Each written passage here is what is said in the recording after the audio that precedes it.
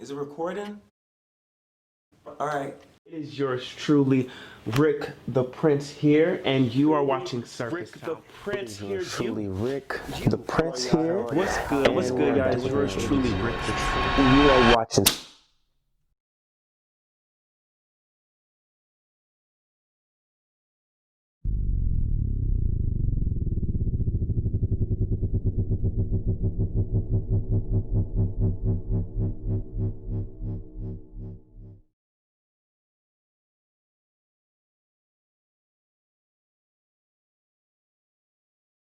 Where we are right now is still a mystery, a mystery. You say what you say, and I can't do anything but accept it and reflect on it. I might fucking lose my brain, go insane, just thinking about the time and the future we had.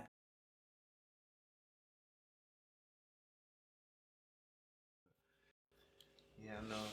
All right, hello everyone. Hello everyone. How are you all doing? It is yours truly, Rick the Prince. We're here with Chaii Summers. How you doing, man? You doing all right? Yeah, I'm doing pretty good. I remember I met you at an event Buku Abai was doing last year. She was doing like her documentary thing, and I had seen you there, and you had actually performed. Yep. Yeah, I was like, when I seen him perform, I was like, bruh. So tell me, first of all, how you know Buku?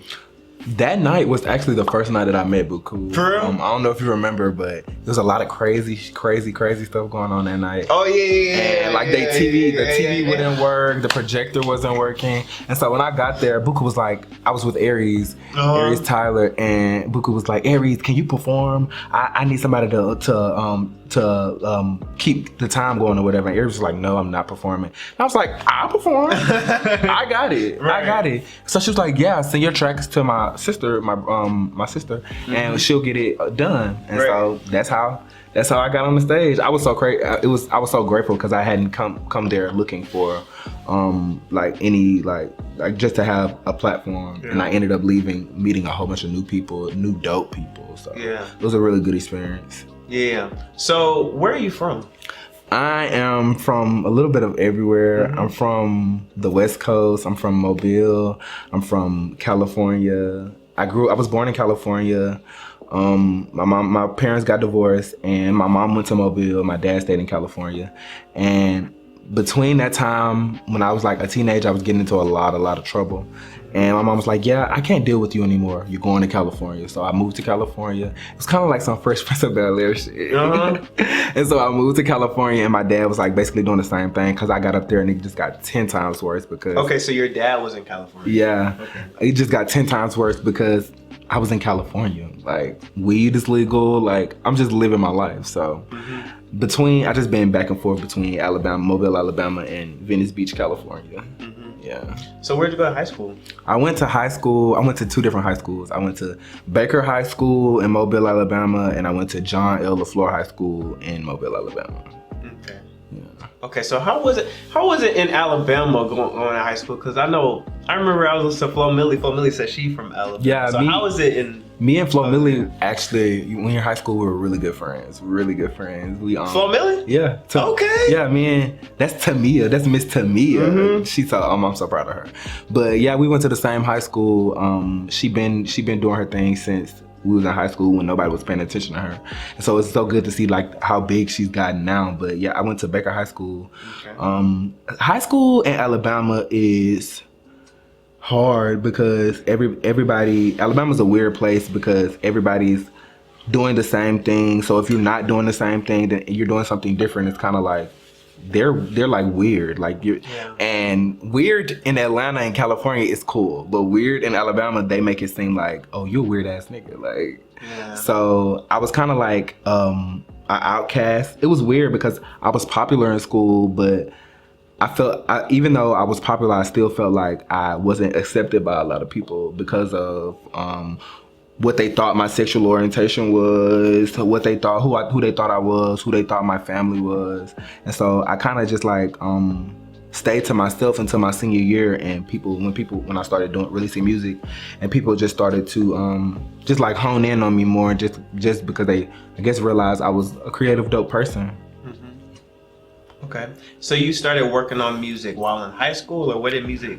I started releasing music in high school. I've been doing music and singing my whole life. Both of my parents are musicians.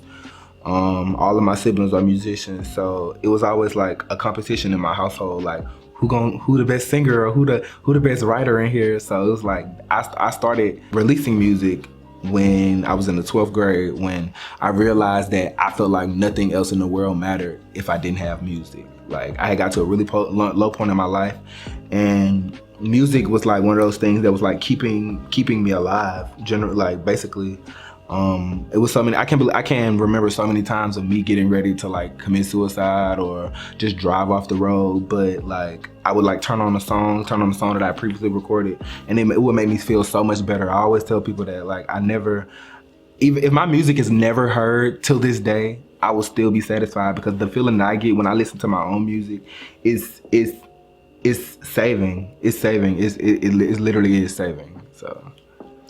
Damn, that's crazy. Right. That's crazy. So you would just like listen to your music therapeutically. Yeah. What were you talking about back then? Back then, I was talking about just my emotions and the things that were going through my head, the things that I didn't understand about myself, that I felt like I was coming to grips with, about everything, about how my family, my interactions were with my family and my father. Because my father, although I had my dad's been in my life, he hasn't been in my life, because we never like really had conversations. We never did anything. So like I never really knew who my father was. I still don't know who my father was. So that was like a lot of the stuff that I was talking about, just not really feeling like I didn't have anyone to talk to. Nobody really understood me or what I was going through or how I felt. Yeah. Yeah, that's crazy, because when you're in high school, you need that support system. Oh yeah. You know what I mean? You yeah. need those people there in your life to be like, you know, I got you, it's okay, like you can talk to me. And you didn't really have that. Did you? Nah, like it was crazy. I was having a conversation with my dad the other day, and I was like, cause he was just, we got on the topic of Father's Day. He got so mad at me for Father's Day because I told him Happy Father's Day, but I didn't get him anything. And so he was like, I've been like a really good dad, and you don't want to tell me Happy Father's Day. And I was like, you really haven't been the best dad. To this day, I don't know how old my dad is. I don't know my dad's middle name. Like, there's a lot of stuff that I don't know about my dad. So like, we had that conversation, and he was just telling me that we basically had to come to grips with, like, I apologize for not being there. I apologize that feeling like if I gave you some money or bought you something, then that would like help us have a better relationship, but it didn't. Yeah. I just wanted my dad, like, it was times where I was having trouble with girls at school, or like when I was on the football team and I was doing really good, I could never talk to my dad about it because he was always busy working. He was trying to get a track out for somebody. Yeah. He was always doing something. So I kind of felt like I was second instead of like being like first. Yeah. You also dropped a record last year called Pink. Tell me about that one. Pink. Pink is when I started being completely honest in my music. I was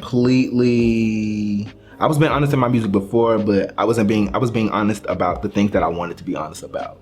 Yeah. Pink was that moment where I was like, okay, I'm gonna own everything. I'm gonna own my sexual orientation. I'm gonna own everything that I've been going through. And so Pink came about because I was talking to this person, really toxic. I knew that person was toxic, but I kind of just sat there and let them be toxic because I almost kind of liked it. Like, I liked how toxic the person was being, because I thought in a way that it was like me, like, oh, they love me so much that they're toxic. They love me so much that they're willing to like be like, just be belligerent because they love me. But I learned that that's not what love is. That's not what it was. So I wrote Pink because we had gotten into a really bad fight. I bust his windows. I flattened all his tires. It was crazy. Like I remember I threw paint on his windshield because Yeah, I was like, he not gonna drive this motherfucker no more. He ain't gonna drive this out nowhere.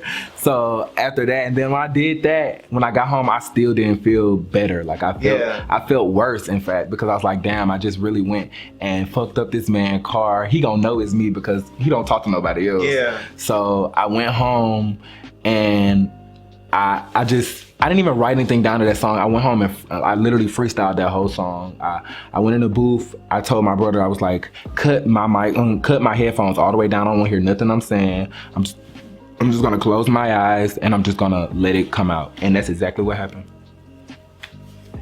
Yeah. That gotta be hard. Like, I always talk to artists and ask them, like, how do you get in the booth and just really just I told him feelings out there? Yeah, I had all the lights every light in the studio was cut off. I was like, I don't want nobody to be able to see nobody.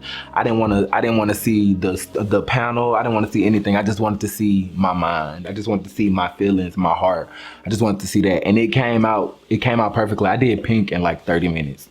What? I did. It doesn't have that many backgrounds behind it. Yeah. I didn't do anything. It's very, very, very simple. The simplicity in that song is huge, but the song means so much. It's such a good song. Mm-hmm. Yeah. That's what makes it, like, that simplicity and just like doing it. Yeah, and then a lot of people, I got a lot of traction from that song. People was calling. I hate being compared to people, but they was like, this song reminds me of when Frank Ocean first came out, or and I was like, oh, I hate that. I love Frank Ocean, but you know, like as artists, I know a lot of my artist friends, like, it's okay to be inspired by something or someone, but I really hate being compared, like, oh, you sound like this or you sound like that, because I want to sound like Chaii. I don't want to sound like Frank Ocean. Right. Frank Ocean is the only person that can sound like Frank Ocean. Exactly. So, yeah. Exactly. Who are some of your inspirations? Frank Ocean.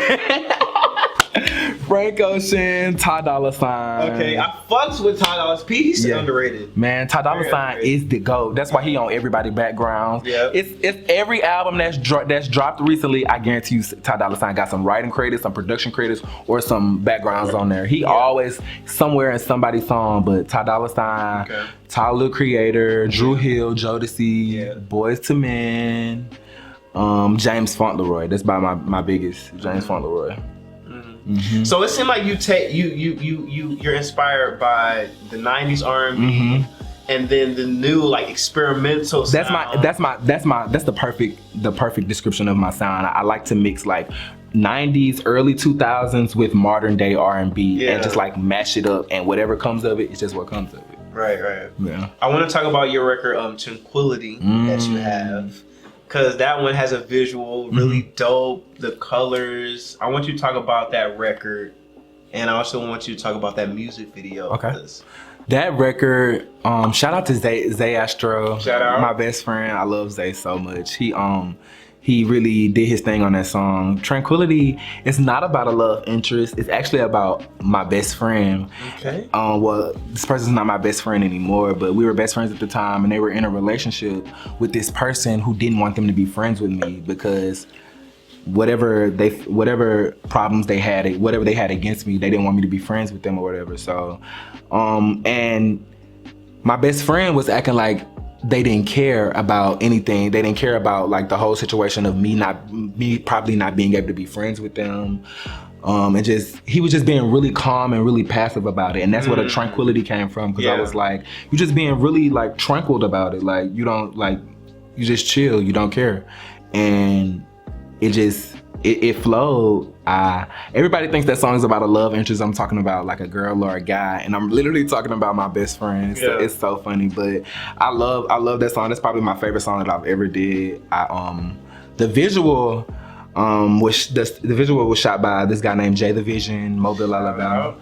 Jay the Vision he's dope. He's one of the dopest upcoming videographers from the South. He's really dope. Him and Chase Studios. Chase is very cool too. Shout out to Chase. The clouds. If y'all seen the music video, the clouds in this, everybody thinks it's a green screen with fake clouds. Literally, me and Zay we smoked, and we took some eggs, and we like stayed up like 2 days making those clouds. Like we went and bought a whole bunch of a whole bunch of cotton from Walmart. We bought some Coke bottles so that we can like empty the Coke out and glue the cotton to the bottles to like build a cloud. What? Yeah. Yeah, because when I looked at it, it didn't look like a green screen to me. Yeah. So, and we made like 27 clouds, and then J Division had made a backdrop that was like blue, like the cover of the sky, and we just hung them from the ceiling. What? And then from there, everything else was kind of like impulsive. We got to the Airbnb, and I really had no direction for the video at all, except I knew I wanted my head to be in clouds. I knew that Jay came up with the rest. The confetti scene, so good. So good. I was so shocked when I saw it. I was like, damn, I really look like a star. Like, whoa, like that's me. Yeah. But yeah, that's that video, it's doing really good. It's doing really good. A lot of people have seen it. It got more views on social media than it got on actual YouTube. Like on Facebook, I think I got like 6,000-7,000 views. Twitter, I think I got like 2,000. Instagram, I only got like 200, and YouTube I only got like 300. But every other platform is doing great on, even the streams. So y'all keep streaming that. Oh yeah. I'm very thankful. Oh yeah. Don't get caught up in none of that, because the art is right. Now, new music. All right. Now I want a project from you. I don't know, an EP. I need that. Like, it's coming. It's coming? It's coming. I'm trying to come up with names right now. The name that we have for my project, I'm not even supposed to say it, but I don't care because this is Rick. This is beneath the surface. This is beneath the surface. So the name of the project that I'm working on right now is called I'm Sorry, I'm a Sinner. So and that album is basically gonna be about just me accepting everything that I am, accepting everything that people dislike about me, accepting everything that people like about me. And my parents are very religious. My dad is a pastor, my mom is a well-known gospel artist, worship leader. And so like, me being the person that I am, when I just started being myself, my parents will always remind me, oh, that's not what the Bible say do, or this is not that, this is not that. Yeah. And so like, I think that kind of like, the title just kind of came from me owning the fact that I might be a sinner, or whatever that is. So I think, and it's just gonna consist of everything that, like, my love life that's been going on, how bad, because I talk about how toxic people are to me. People always talk about how toxic people are to them, but they never talk about how toxic they are to people. And on this project, I'm talking about how toxic and how I'm supposed to be in a relationship, but I'm out here doing my thing. So I mean, it's like this beneath the surface. So like, I think people are pretty much like this. My single from this, I have 2 singles coming out for this, Iridescence and Headstrong. I did leak them a few months back, and they were on all platforms for, I'll say, like a month. But my manager was like, you gotta take this off. So it's not up there anymore. If you have it, because I've sent it to you, I know Buku has it. I definitely sent it to Buku. But if you have it, then yeah, jam out to it. But new music is definitely coming soon. I would say within the next 2-3 months. Be looking for me, and it's gonna be a whole rollout, it's gonna be promotion. Make sure y'all have visuals so you can actually experience the music and not just hear me, because it's easy to listen to a song, but when you see the visual and you see where the artist's head was and you see what they were trying to make you see, then it's like a whole different ball game. It's a whole experience. So new music is definitely coming soon. I think y'all gonna like it. It's totally different from what I have now. I'm rapping on this. A lot of people haven't never heard me rap, so I'm a real rapper. Okay, you talking shit out there. I'm a real rapper. Well, I want to thank you so much for coming. Beneath the surface. Yeah. Y'all make sure y'all go stream. Y'all make sure you go follow. At Chaii Summers, that's 3 M's, CHAIISUMMMERS. All right, y'all make sure y'all check out his music, all the good stuff. I'm yours truly, Rick the Prince. You just watched Beneath the Surface. And we out.